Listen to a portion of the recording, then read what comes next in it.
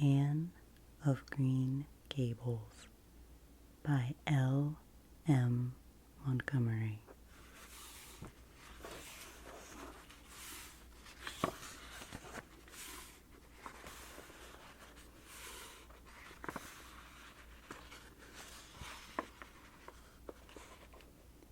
Chapter 20.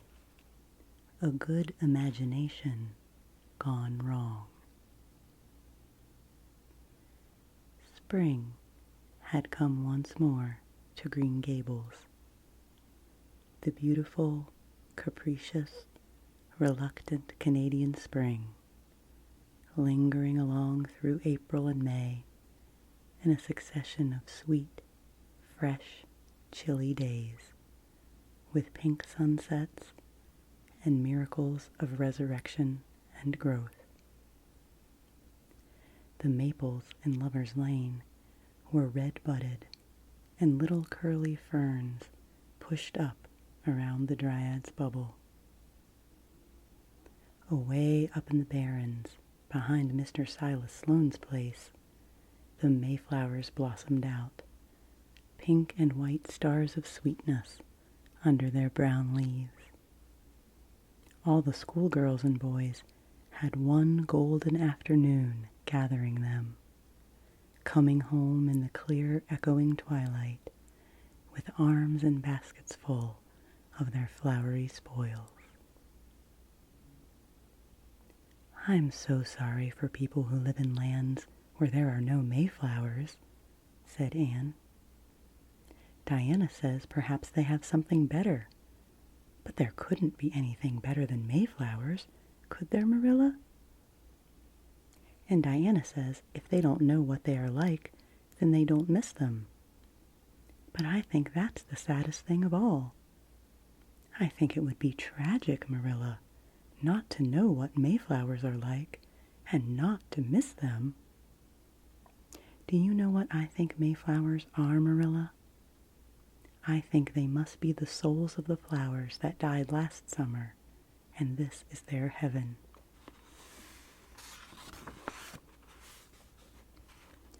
"Oh, but we had a splendid time today, Marilla. We had our lunch down in a big mossy hollow by an old well. Such a romantic spot. Charlie Sloane dared Artie Gillis to jump over it, and Artie did because he wouldn't dare not to take a dare. Nobody would in school. It is very fashionable to dare. Mr. Phillips gave all the mayflowers he found to Prissy Andrews, and I heard him say, 'Sweets to the sweet.' He got that out of a book, I know, but it shows he has some imagination. I was offered some mayflowers too, but I rejected them with scorn. I can't tell you the person's name, because I have vowed never to let it cross my lips. We made wreaths of the mayflowers and put them on our hats, and when the time came to go home, we marched in procession down the road 2 by 2 with our bouquets and wreaths, singing 'My Home on the Hill.' Oh, it was so thrilling, Marilla. And all Mr. Silas Sloane's folks rushed out to see us, and everybody we met on the road stopped and stared after us. We made a real sensation." "Not much wonder. Such silly doings," was Marilla's response. After the mayflowers came the violets, and Violet Vale was empurpled with them. Anne walked through it on her way to school with reverent steps and worshipping eyes, as if she trod on holy ground. "Somehow," she told Diana, "when I'm going through here, I don't really care whether anybody gets ahead of me in class or not. But when I'm up in school, it's all different, and I care as much as ever. There's such a lot of different Annes in me. I sometimes think that's why I'm such a troublesome person. If I was just the one Anne, it would be ever so much more comfortable. But then it wouldn't be half so interesting." One June evening, when the orchards were pink blossomed again, when the frogs were singing silvery sweet in the marshes about the head of the lake of shining waters, and the air was full of the savor of clover fields and balsamic fir woods. Anne was sitting by her gable window. She had been studying her lessons, but it had grown too dark to see the book, so she had fallen into wide-eyed reverie, looking out past the boughs of the Snow Queen, once more bestarred with its tufts of blossom. In all essential respects, the little gable chamber was unchanged. The walls were as white, the pincushion as hard, the chairs as stiffly and yellowingly upright as ever. Yet the whole character of the room was altered. It was full of a new, vital, pulsing personality that seemed to pervade it and to be quite independent of schoolgirl books and dresses and ribbons, and even of the cracked blue jug full of apple blossoms on the table. It was as if all the dreams, sleeping and waking, of its vivid occupant had taken a visible, although immaterial form, and had tapestried the bare room with splendid filmy tissues of rainbow and moonshine. Presently, Marilla came in briskly with some of Anne's freshly ironed school aprons. She hung them over a chair and sat down with a short sigh. She had had one of her headaches that afternoon, and although the pain had gone, she felt weak and tuckered out, as she expressed it. Anne looked at her with eyes limpid with sympathy. "I do truly wish I could have had the headache in your place, Marilla. I would have endured it joyfully for your sake." "I guess you did your part in attending to the work and letting me rest," said Marilla. "You seem to have got on fairly well and made fewer mistakes than usual. Of course, it wasn't exactly necessary to starch Matthew's handkerchiefs. And most people, when they put a pie in the oven to warm it up for dinner, take it out and eat it when it gets hot, instead of leaving it there to be burnt to a crisp. But that doesn't seem to be your way, evidently." Headaches always left Marilla somewhat sarcastic. "Oh, I'm so sorry," said Anne penitently. "I never thought about that pie from the moment I put it in the oven till now, although I felt instinctively that there was something missing on the dinner table. I was firmly resolved, when you left me in charge this morning, not to imagine anything, but to keep my thoughts on the facts. I did pretty well until I put the pie in, and then an irresistible temptation came to me to imagine I was an enchanted princess shut up in a lonely tower, with a handsome knight riding to my rescue on a coal-black steed. So that is how I came to forget the pie. I didn't know I starched the handkerchiefs. All the time I was ironing, I was trying to think of a name for a new island Diana and I have discovered up the brook. It's the most ravishing spot, Marilla. There are 2 maple trees on it, and the brook flows right around it.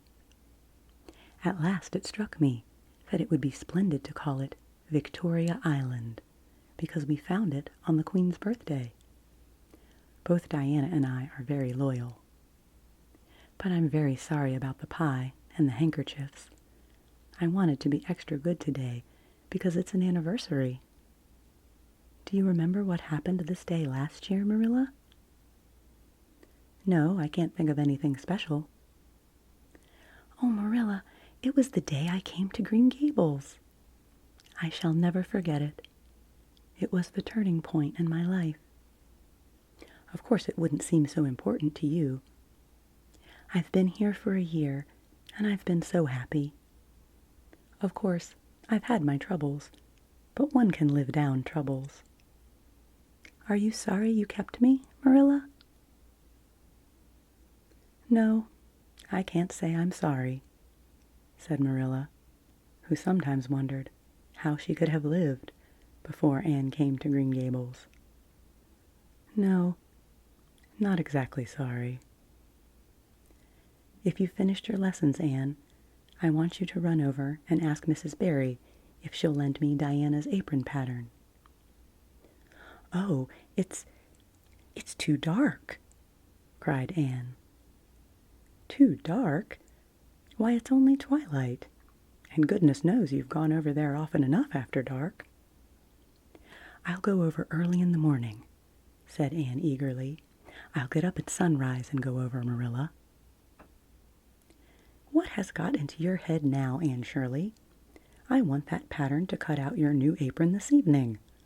Go at once and be smart, too. I'll have to go around by the road then, said Anne, taking up her hat reluctantly. Go by the road and waste half an hour? I'd like to catch you. I can't go through the haunted wood, Marilla, cried Anne desperately. Marilla stared. The haunted wood? Are you crazy? What under the canopy is the haunted wood? The spruce wood over the brook, said Anne in a whisper. Fiddlesticks! There is no such thing as a haunted wood anywhere. Who has been telling you such stuff? Nobody, confessed Anne.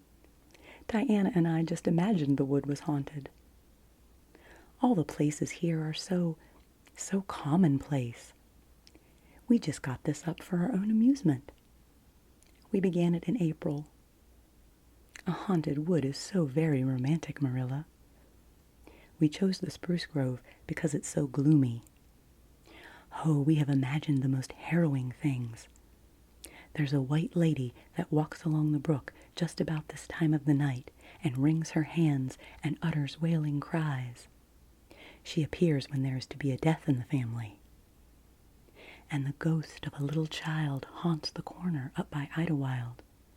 It creeps up behind you and lays its cold fingers on your hand.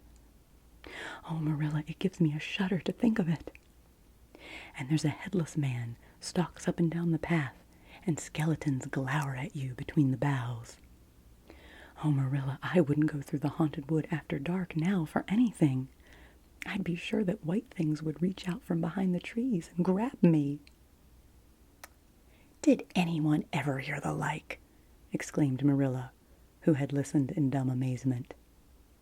Anne Shirley, do you mean to tell me you believe all that wicked nonsense of your own imagination? Not believe exactly, faltered Anne. At least I don't believe it in daylight. But after dark, Marilla, it's different. That is when the ghosts walk.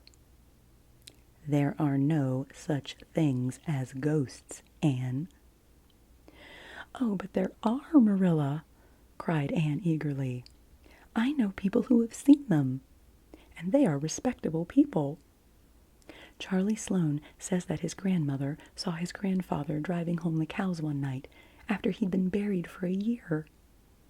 You know Charlie Sloane's grandmother wouldn't tell a story for anything. She's a very religious woman. And Mrs. Thomas's father was pursued home one night by a lamb of fire. He said he knew it was the spirit of his brother and that it was a warning that he would die within 9 days. He didn't, but he died 2 years later, so you see it was really true. And Ruby Gillis says... Anne Shirley, interrupted Marilla firmly. I never want to hear you talking in this fashion again. I've had my doubts about that imagination of yours right along, and if this is going to be the outcome of it, I won't countenance any such doings. You'll go right over to Barry's, and you'll go through that spruce grove, just for a lesson and a warning to you. And never let me hear a word out of your head about haunted woods again. Anne might plead and cry as she liked, and she did, for her terror was very real. Her imagination had run away with her, and she held the spruce grove in mortal dread after nightfall. But Marilla was unmoved. She marched the shrinking ghost seer down to the spring and ordered her to proceed straightway over the bridge and into the dusky retreats of wailing ladies and headless specters beyond. "Oh, Marilla, how can you be so cruel?" sobbed Anne. "What would you feel like if a white thing did snatch me up and carry me off?" "I'll risk it," said Marilla unfeelingly. "You know I always mean what I say. I'll cure you of imagining ghosts into places. Now march." Anne marched. That is, she stumbled over the bridge and went shuddering up the horrible dim path beyond. Anne never forgot that walk. Bitterly did she repent the license she had given to her imagination. The goblins of her fancy lurked in every shadow about her, reaching out their cold, fleshless hands to grasp the terrified small girl who had called them into being. A white strip of birch bark blowing up from the hollow over the brown floor of the grove made her heart stand still.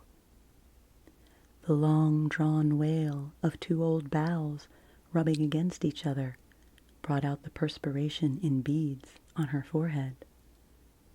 The swoop of bats in the darkness over her was as the wings of unearthly creatures.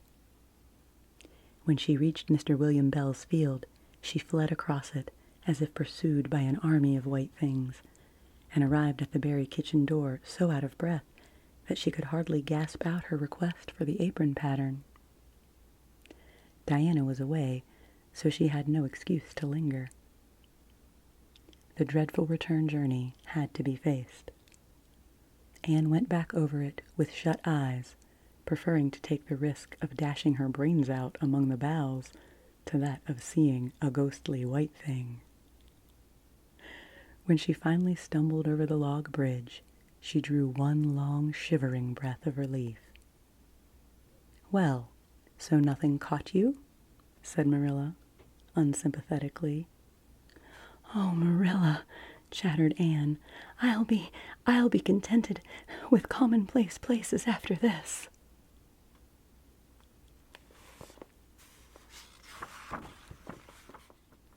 Chapter 21. A New Departure in Flavorings. "Dear me, there is nothing but meetings and partings in this world, as Mrs. Lynde says," remarked Anne, putting her slate and books down on the kitchen table on the last day of June, and wiping her red eyes with a very damp handkerchief. "Wasn't it fortunate, Marilla, that I took an extra handkerchief to school today? I had a presentiment that it would be needed." "I never thought that you were so fond of Mr. Phillips that you'd require 2 handkerchiefs to dry your tears just because he was going away," said Marilla. "I don't think I was crying because I was really so very fond of him," reflected Anne. "I just cried because all the others did.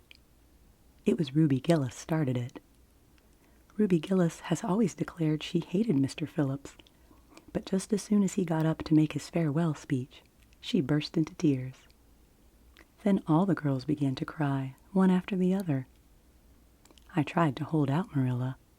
I tried to remember the time when Mr. Phillips made me sit with a boy, and the time he spelled my name without an E on the blackboard, and how he said I was the worst dunce he ever saw at geometry, and laughed at my spelling, and all the times he had been so horrid and sarcastic.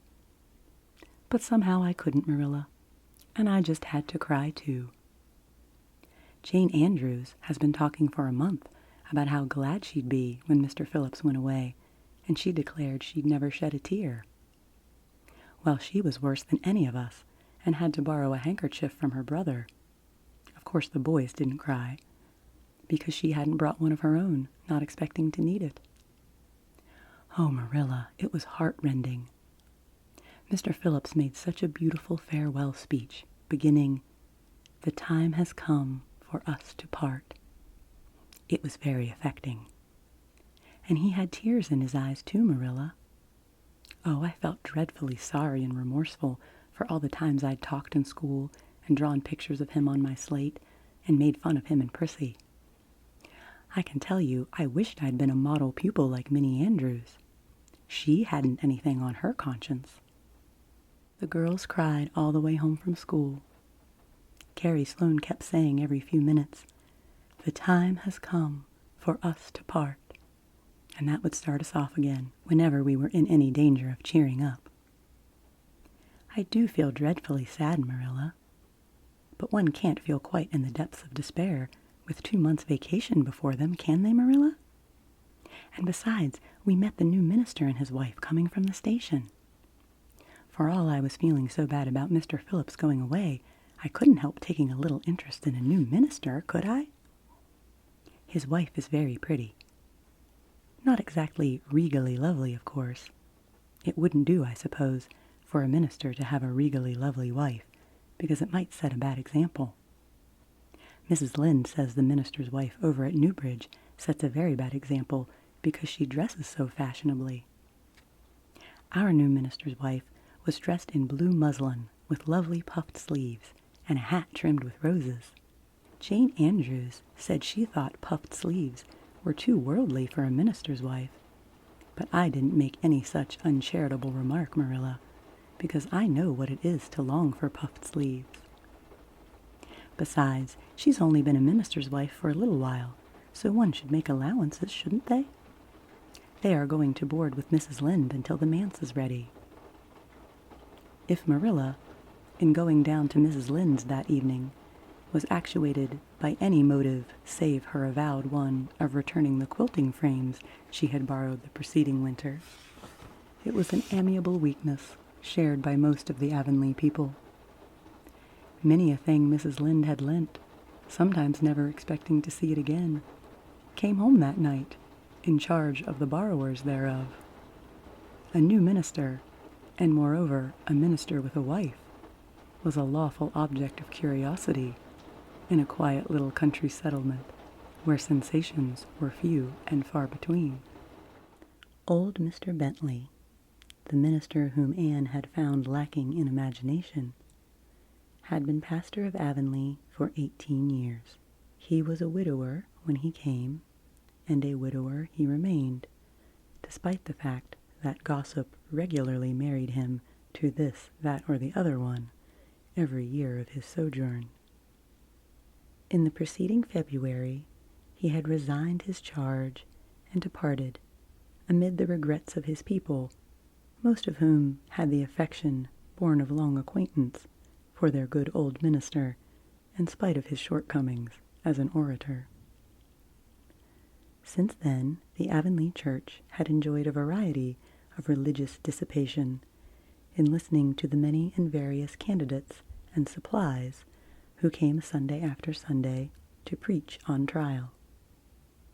These stood or fell by the judgment of the fathers and mothers in Israel, but a certain small, red-haired girl who sat meekly in the corner of the old Cuthbert pew also had her opinions about them, and discussed the same in full with Matthew, Marilla always declining from principle to criticize ministers in any shape or form.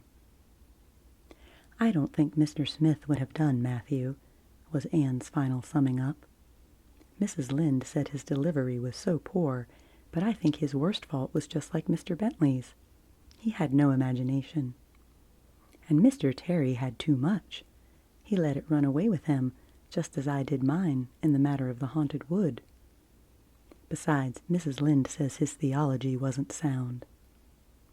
Mr. Gresham was a very good man, and a very religious man, but he told too many funny stories and made the people laugh in church. He was undignified, and you must have some dignity about a minister, mustn't you, Matthew? I thought Mr. Marshall was decidedly attractive, but Mrs. Lynde says he isn't married or even engaged because she made special inquiries about him, and she says it would never do to have a young unmarried minister in Avonlea because he might marry in the congregation, and that would make trouble. Mrs. Lynde is a very far-seeing woman, isn't she, Matthew? I'm very glad they've called Mr. Allen. I liked him because his sermon was interesting, and he prayed as if he meant it, and not just as if he did it because he was in the habit of it. Mrs. Lynde says he isn't perfect, but she says she supposes we couldn't expect a perfect minister for $750 a year, and anyhow, his theology is sound because she questioned him thoroughly on all the points of doctrine. And she knows his wife's people, and they are most respectable, and the women are all good housekeepers. Mrs. Lynde says that sound doctrine in the man and good housekeeping in the woman make an ideal combination for a minister's family. The new minister and his wife were a young, pleasant-faced couple, still in their honeymoon, and full of all good and beautiful enthusiasms for their chosen life work. Avonlea opened its heart to them from the start. Old and young liked the frank, cheerful young man with his high ideals, and the bright, gentle little lady who assumed the mistressship of the manse. With Mrs. Allen, Anne fell promptly and wholeheartedly in love. She had discovered another kindred spirit. "Mrs. Allen is perfectly lovely," she announced one Sunday afternoon. "She's taken our class, and she's a splendid teacher. She said right away she didn't think it was fair for the Sunday school teacher to ask all the questions. And you know, Marilla, that is exactly what I've always thought. She said we could ask her any questions we liked, and I asked ever so many. I'm good at asking questions, Marilla." "I believe you," was Marilla's emphatic comment. Nobody else asked any except Ruby Gillis, and she asked if there was to be a Sunday school picnic this summer. I didn't think that was a very proper question to ask, because it hadn't any connection with the lesson. The lesson was about Daniel in the lion's den. But Mrs. Allen just smiled and said she thought there would be. Mrs. Allen has a lovely smile. She has such exquisite dimples in her cheeks. I wish I had dimples in my cheeks, Marilla. I'm not half so skinny as I was when I came here, but I have no dimples yet. If I had, perhaps I could influence people for good. Mrs. Allen says we ought always to try to influence other people for good. She talked so nice about everything. I never knew before that religion was such a cheerful thing. I always thought it was kind of melancholy, but Mrs. Allen's isn't, and I'd like to be a Christian if I could be one like her. I wouldn't want to be one like Mr. Superintendent Bell. "It's very naughty of you to speak so about Mr. Bell," said Marilla severely. "Mr. Bell is a real good man." "Oh, of course he's good," agreed Anne, "but he doesn't seem to get any comfort out of it. If I could be good, I'd dance and sing all day because I was glad of it. I suppose Mrs. Allen is too old to dance and sing, and of course it wouldn't be dignified in a minister's wife. But I can just feel that she's glad she's a Christian, and that she'd be one even if she could get to heaven without it." "I suppose we must have Mr. and Mrs. Allen up to tea some day soon," said Marilla reflectively. "They've been most everywhere but here. Let me see. Next Wednesday would be a good time to have them. But don't say a word to Matthew about it, for if he knew they were coming, he'd find some excuse to be away that day. He's got so used to Mr. Bentley, he didn't mind him, but he's going to find it hard to get acquainted with a new minister, and a new minister's wife will frighten him to death." "It'll be as secret as the dead," assured Anne. "But oh, Marilla, will you let me make a cake for the occasion? I'd love to do something for Mrs. Allen, and you know I can make a pretty good cake by this time." "Yes, you can make a layer cake," promised Marilla. Monday and Tuesday, great preparations went on at Green Gables. Having the minister and his wife to tea was a serious and important undertaking, and Marilla was determined not to be eclipsed by any of the Avonlea housekeepers. Anne was wild with excitement and delight. She talked it all over with Diana Tuesday night in the twilight, as they sat on the big red stones by the Dryad's bubble and made rainbows in the water with little twigs dipped in fir balsam. Everything is ready, Diana, except my cake, which I'm to make in the morning, and the baking powder biscuits, which Marilla will make just before tea time. I assure you, Diana, that Marilla and I have had a busy 2 days of it. It's such a responsibility, having a minister's family to tea. I never went through such an experience before. You should just see our pantry. It's a sight to behold. We're going to have jellied chicken and cold tongue. We're to have 2 kinds of jelly, red and yellow, and whipped cream and lemon pie and cherry pie and 3 kinds of cookies and fruit cake and Marilla's famous yellow plum preserves that she keeps especially for ministers, and pound cake and layer cake and biscuits, as aforesaid, and new bread and old both, in case the minner is dyspeptic and can't eat new. Mrs. Lynde says ministers mostly are dyspeptic, but I don't think Mr. Allen has been a minister long enough for it to have had a bad effect on him. I just grow cold when I think of my layer cake. Oh, Diana, what if it shouldn't be good? I dreamed last night that I was chased all around by a fearful goblin with a big layer cake for a head. It'll be good, all right, assured Diana, who was a very comforting sort of friend. I'm sure that piece of the one you made that we had for lunch in Idlewild 2 weeks ago was perfectly elegant. Yes, but cakes have such a terrible habit of turning out bad, just when you especially want them to be good, sighed Anne, setting a particularly well-blossomed twig afloat. However, I suppose I shall just have to trust Providence and be careful to put in the flour. Oh, look, Diana! What a lovely rainbow! Do you suppose the dryad will come out after we go away and take it for a scarf? You know there is no such thing as a dryad, said Diana. Diana's mother had found out about the haunted wood and had been decidedly angry over it. As a result, Diana had abstained from any further flights of imagination and did not think it prudent to cultivate the spirit of belief, even in harmless dryads.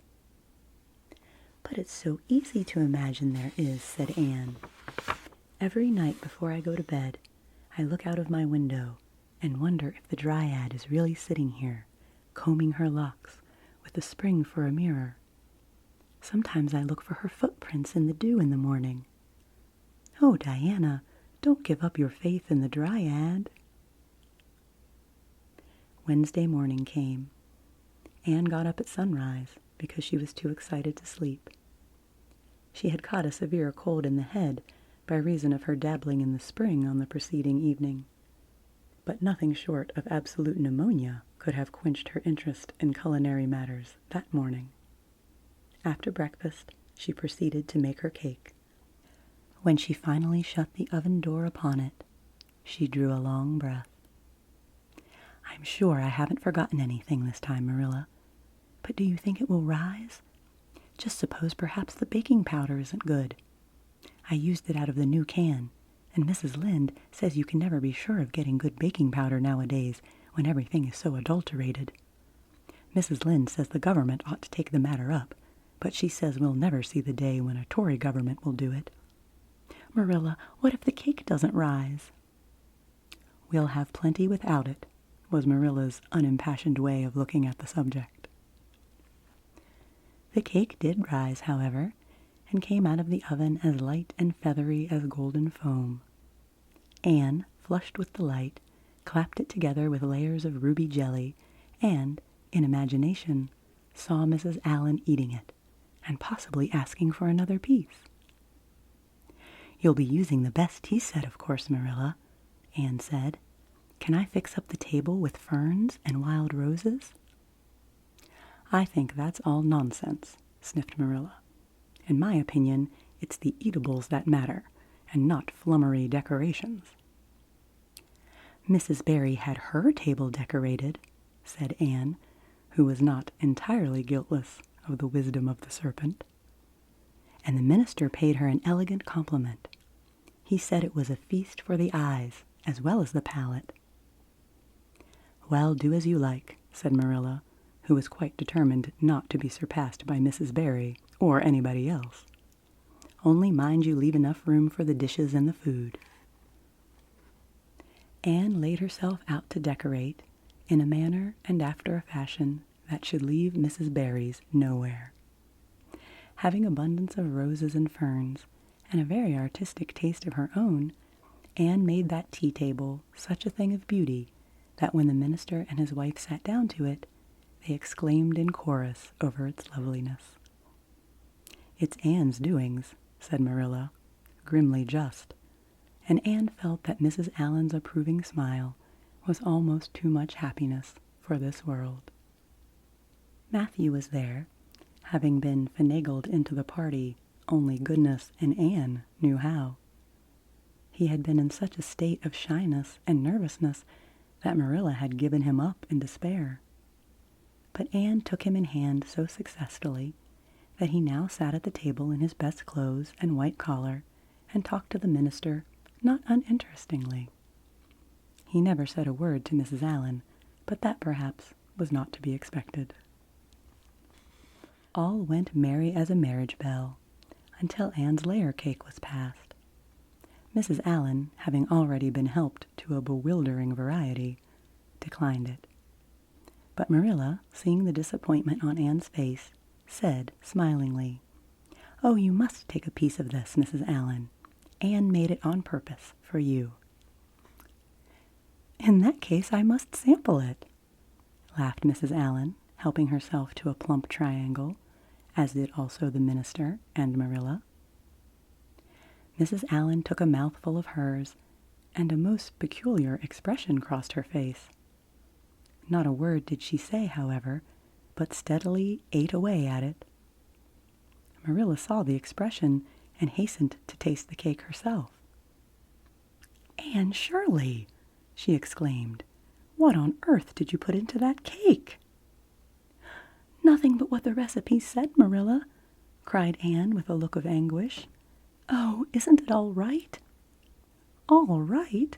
It's simply horrible. Mrs. Allen, don't try to eat it. Anne, taste it yourself. What flavoring did you use?" "Only vanilla," said Anne, her face scarlet with mortification, after tasting the cake. "Just vanilla. Oh, Marilla, it must have been the baking powder. I had my suspicions of that baking powder fiddlesticks. Go and bring me the bottle of vanilla you used." Anne fled to the pantry and returned with a small bottle, partially filled with a brown liquid and labeled yellowingly, "Best Vanilla." Marilla took it, uncorked it, and smelled it. "Mercy on us, Anne! You flavored that cake with anodyne liniment." "I broke the liniment bottle last week and poured what was left into an old empty vanilla bottle. I suppose it's my fault. I should have warned you. But for pity's sake, why couldn't you have smelled it?" Anne dissolved into tears under this double disgrace. "I couldn't. I had such a cold." And with this she fairly fled to the gable chamber, where she cast herself on the bed and wept as one who refuses to be comforted. Presently a light step sounded on the stairs, and somebody entered the room. "Oh, Marilla," sobbed Anne, without looking up, "I'm disgraced forever. I shall never be able to live this down. It will get out. Things always do get out in Avonlea. Diana will ask me how my cake turned out, and I shall have to tell her the truth. I shall always be pointed at as the girl who flavored a cake with anodyne liniment. Gil, the boys in school will never get over laughing at it. Oh, Marilla, if you have a spark of Christian pity, don't tell me that I must go down and wash the dishes after this. I'll wash them when the minister and his wife are gone, but I cannot ever look Mrs. Allen in the face again. Perhaps she'll think I tried to poison her. Mrs. Lynde said she knows an orphan girl who tried to poison her benefactor. But the liniment isn't poisonous. It's meant to be taken internally, although not in cakes. Won't you tell Mrs. Allen so, Marilla?" "Suppose you jump up and tell her so yourself," said a merry voice. Anne flew up to find Mrs. Allen standing by her bed, surveying her with laughing eyes. "My dear little girl, you mustn't cry like this," she said, genuinely disturbed by Anne's tragic face. "Why, it's all just a funny mistake that anybody might make." "Oh no, it takes me to make such a mistake," said Anne forlornly. "And I wanted to have that cake so nice for you, Mrs. Allen." "Yes, I know, dear. And I assure you I appreciate your kindness and thoughtfulness just as much as if it had turned out all right. Now you mustn't cry any more, but come down with me and show me your flower garden. Miss Cuthbert tells me you have a little plot all your own. I want to see it, for I'm very much interested in flowers." Anne permitted herself to be led down and comforted, reflecting that it was really providential that Mrs. Allen was a kindred spirit. Nothing more was said about the liniment cake, and when the guests went away, Anne found that she had enjoyed the evening more than could have been expected, considering that terrible incident. Nevertheless, she sighed deeply. "Marilla, isn't it nice to think that tomorrow is a new day with no mistakes in it yet?" "I'll warrant you'll make plenty in it," said Marilla. "I never saw your beat for making mistakes, Anne." "Yes, and well I know it," admitted Anne mournfully. "But have you ever noticed one encouraging thing about me, Marilla? I never make the same mistake twice." "I don't know as that's much benefit when you're always making new ones," replied Marilla. "Oh, don't you see, Marilla? There must be a limit to the mistakes one person can make, and when I get to the end of them, then I'll be through with them. That's a very comforting thought." "Well, you'd better go and give that cake to the pigs," said Marilla. "It isn't fit for any human to eat, not even Jerry Boot."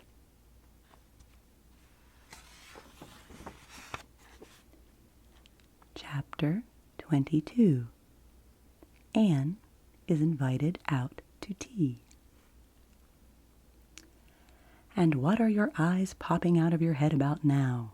asked Marilla, when Anne had just come in from a run to the post office. "Have you discovered another kindred spirit?" Excitement hung around Anne like a garment, shone in her eyes, kindled in every feature. She had come dancing up the lane like a wind-blown sprite through the mellow sunshine and lazy shadows of the August evening. "No, Marilla, but oh, what do you think? I am invited to tea at the manse tomorrow afternoon.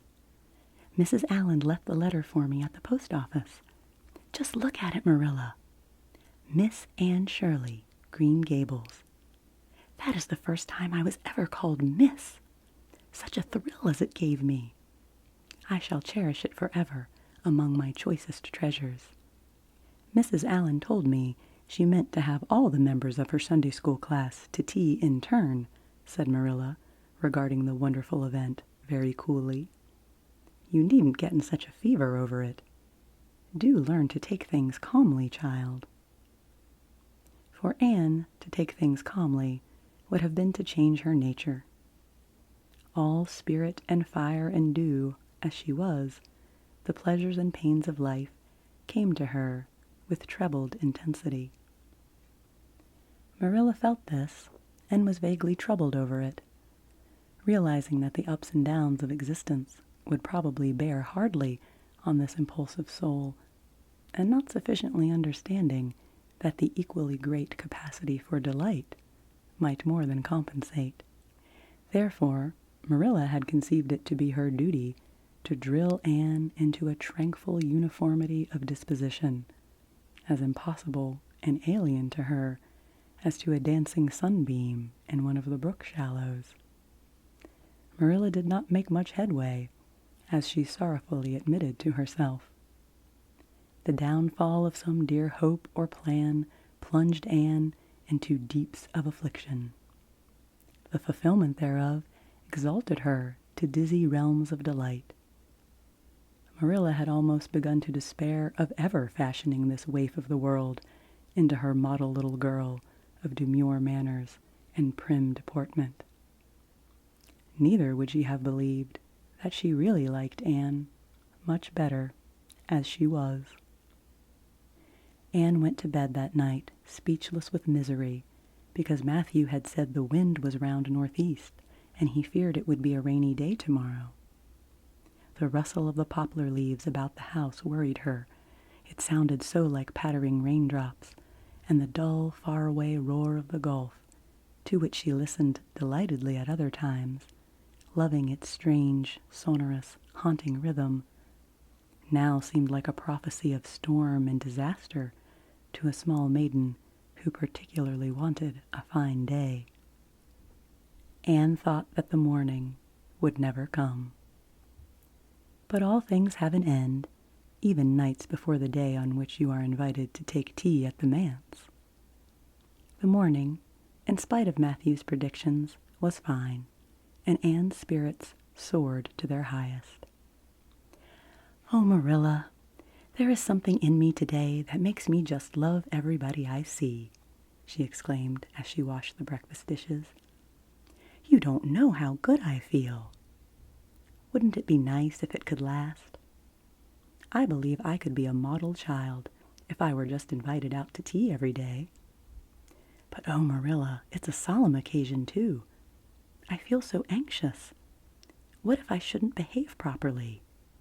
You know I never had tea at a manse before, and I'm not sure that I know all the rules of etiquette, although I've been studying the rules in the etiquette department of the Family Herald ever since I came here.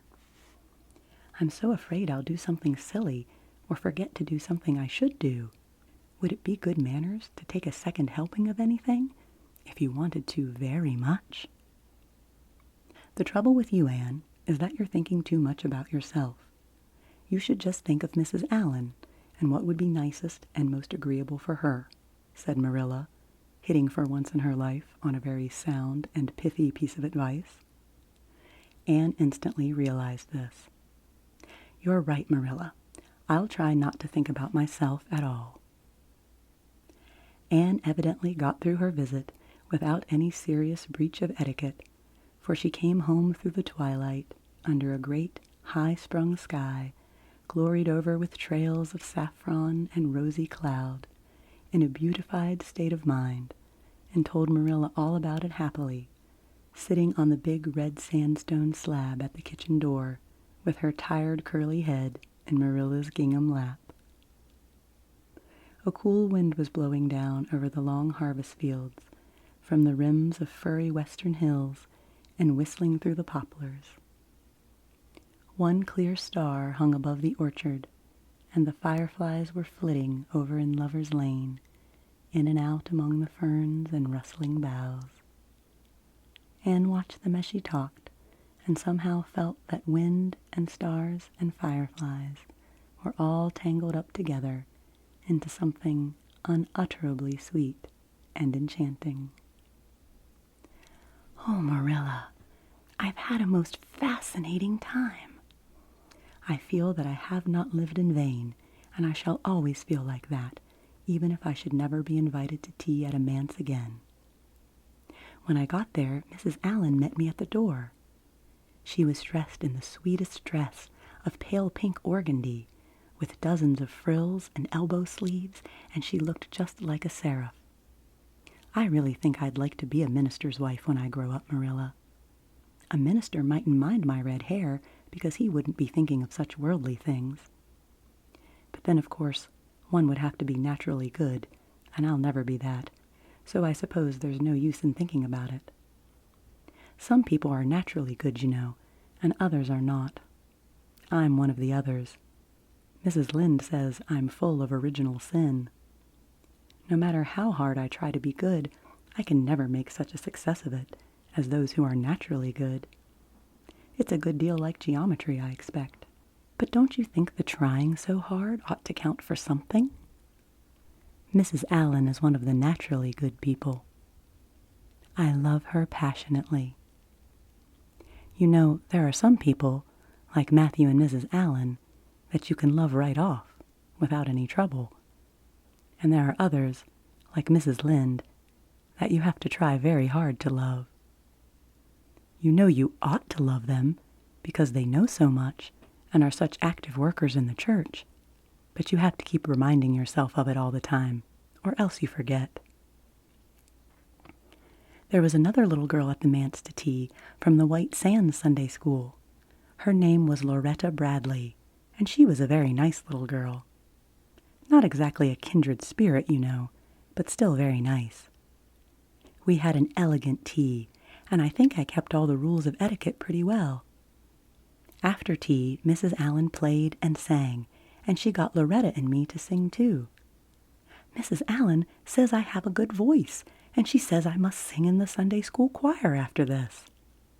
You can't think how I was thrilled at the mere thought. I've longed to sing in the Sunday school choir, as Diana does, but I feared it was an honor I could never aspire to. Loretta had to go home early because there is a big concert in the White Sands Hotel tonight, and her sister is to recite at it.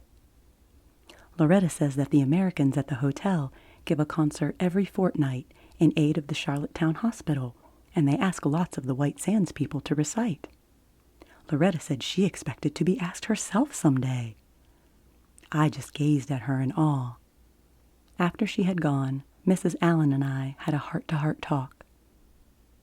I told her everything, about Mrs. Thomas and the twins, and Katie Morris and Violetta, and coming to Green Gables, and my troubles over geometry. And would you believe it, Marilla? Mrs. Allen told me she was a dunce at geometry, too. You don't know how that encouraged me. And then Mrs. Lynde came to the manse just before I left, and what do you think, Marilla? The trustees have hired a new teacher, and it's a lady. Her name is Miss Muriel Stacy. Isn't that a romantic name? Mrs. Lynde says they've never had a female teacher in Avonlea before, and she thinks it is a dangerous innovation.